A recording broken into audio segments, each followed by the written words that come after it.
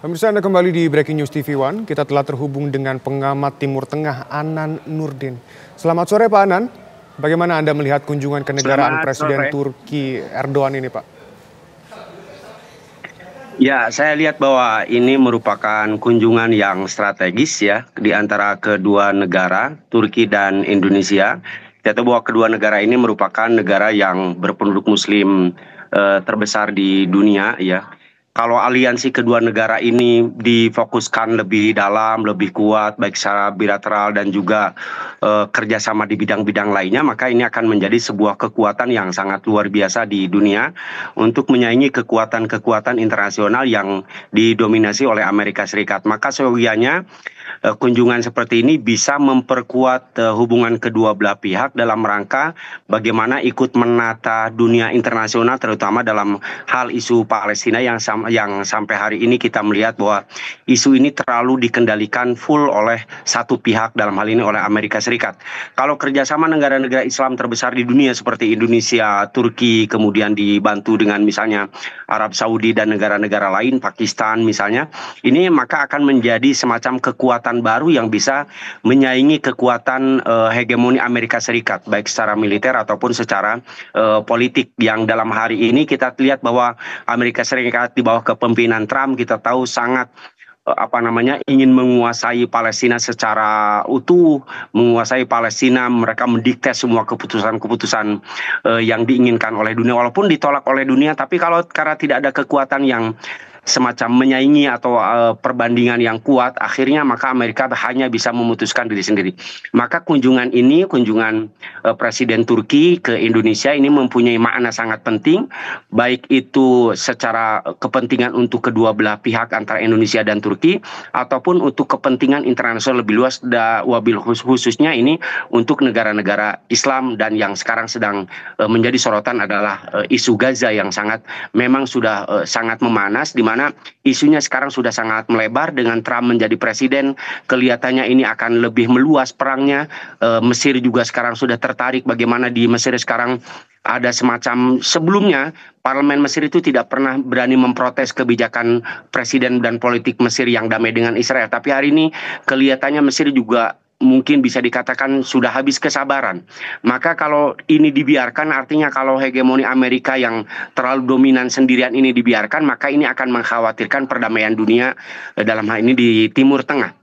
Isu-isu yang dilemparkan oleh Trump mengindikasikan bahwa tidak ada kekuatan politik dan militer di dunia yang bisa menyaingi Amerika. Maka disitulah strategis atau makna strategis yang terkandung dalam kunjungan Erdogan ke Indonesia untuk menjadi kekuatan pembanding, kekuatan yang sangat kuat di antara kedua negara.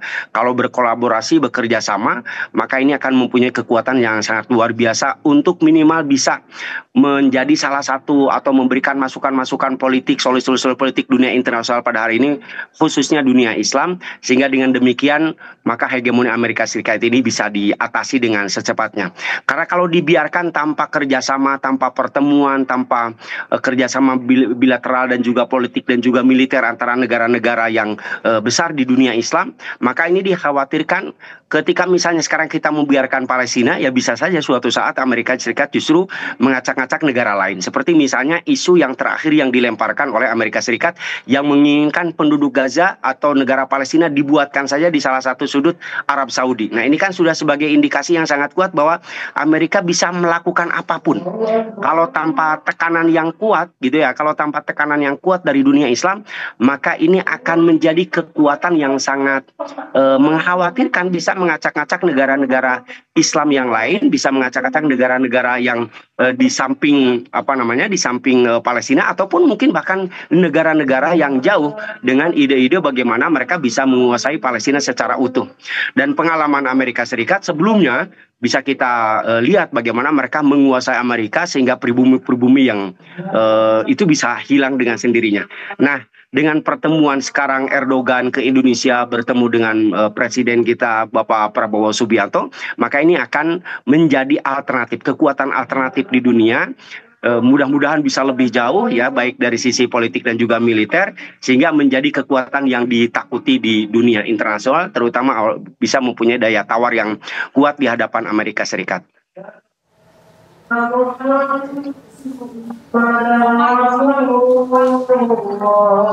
Pak Anan, ini ada 12 perjanjian yang ditandatangani oleh Turki dan Indonesia ya.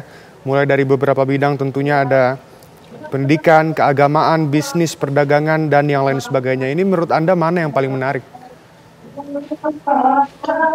Yang paling menarik adalah tentu kalau bisnis, saya kira ini sudah berjalan sejak lama ya. Hubungan bilateral kedua negara ini sudah sangat lama. Mungkin yang paling menarik adalah di isu pendidikan ya. Untuk menaikkan, kita tahu bahwa di Turki itu isu pendidikan sekarang itu bisa dikatakan banyak sekali peluang-peluang beasiswa untuk anak-anak didik Indonesia untuk bisa kuliah di sana.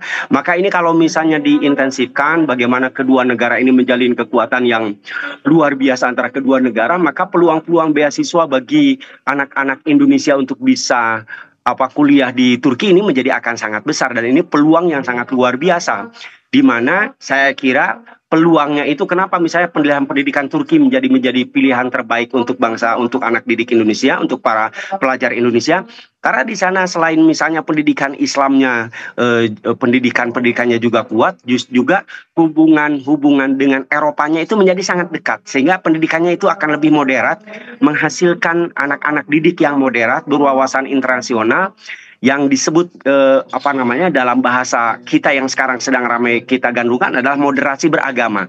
Sehingga ini bidang pendidikan ini akan sangat cocok untuk anak didik Indonesia, para pelajar Indonesia mengenyam pendidikan di Turki, memaksimalkan peluang-peluang beasiswa. Begitu banyak peluang beasiswa di Turki yang full beasiswa antara kedua negara, sehingga anak-anak misalnya terutama yang anak didik Indonesia yang tidak mampu, sehingga bisa dengan mudah bisa ikut pendidikan di sana. Selama ini akses ke sana masih agak tertutup, hanya orang tertentu yang tahu. Nah, kalau bidang pendidikan ini misalnya dikuatkan antara kedua negara ini, maka ini akan sangat menarik ya, akan menghasilkan generasi-generasi muda Indonesia yang berwawasan internasional karena kedekatan Turki dengan Eropa, sehingga akan sangat mudah mereka mengakses pendidikan Turki sekaligus mengakses pendidikan Eropa, karena Turki adalah negara yang berbatasan langsung. Bisa dikatakan Turki ini berada di dua benua Eropa dengan benua Asia. Orang-orang yang kuliah di sana, anak didik yang kuliah di sana bisa mendapatkan akses dengan sangat mudah ke Eropa, karena Turki merupakan negara Uni Eropa, sehingga bisa berkunjung ke perpustakaan-perpustakaan yang ada di Eropa, berkunjung ke sana, sehingga wawasan dan cara berpikirnya ini akan menjadi wawasan yang global, internasional, dan sangat luas, dan akan mempunyai jaringan-jaringan yang sifatnya jaringan internasional yang sangat dekat dengan Eropa. Maka saya pikir hal yang paling pertama adalah kerjasama di bidang pendidikan yang harus diprioritaskan, terutama bagi generasi-generasi pelajar Indonesia yang selama ini mendapatkan kesulitan untuk memikirkan UKT, memikirkan mahalnya kuliah di Indonesia. Maka jalur pendidikan yang Turki menawarkan beasiswa full, beasiswa di sana, baik biaya hidup dan sebagainya, ini peluang yang sangat luar biasa. Oke Pak Anan, kita akan kembali mendalami kunjungan dari Presiden Turki ke Indonesia, tapi setelah jeda sesaat lagi ya Pak. Pemirsa, Breaking News TV One akan segera kembali, tetap bersama kami.